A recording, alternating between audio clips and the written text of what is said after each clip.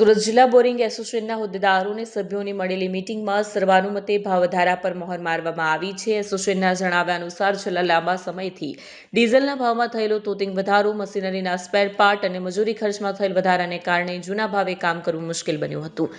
પ્રતિ ફૂટે 20 થી 30 રૂપિયા સુધીનો ભાવ વધારો થવા જઈ રહ્યો છે। આ નિર્ણયને પગલે હવે ખેડૂતો અને સામાન્ય જનતાએ બોરિંગ કરાવવા માટે ગજવું વધુ હળવું કરવું પડશે। એસોસિએશને સ્પષ્ટ કર્યું છે કે ખર્ચને પહોંચી વળવા માટે ભાવમાં સુધારો કરવો અનિવાર્ય હતો। મારું નામ રાજુભાઈ ડોડિયા છે।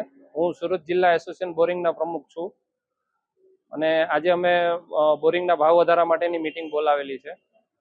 ઘણા સમયથી લેબર કોસ્ટ અને ટૂલ બીટના ભાવ ખૂબ વધી ગયા હોવાથી આજે અમારા મીટિંગ બોલાવીને આજે ભાવ વધારો કરવાનો છે।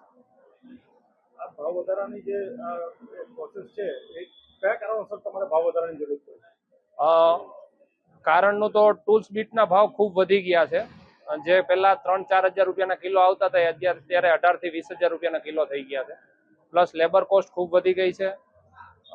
પ્લસ લોખંડ અને બીજી બધી મેન્ટેનન્સમાં ખૂબ વધારો આવવાને કારણે અમારે ભાવ વધારાની ફરજિયાત આજે કરવું પડ્યું। જૂના ભાવમાં અને અત્યારના ભાવમાં નવા ભાવમાં શું ફરક આવશે? બોરિંગે 20 રૂપિયાથી લઈને 40 રૂપિયાનો ફૂટનો વધારો આવેલો છે।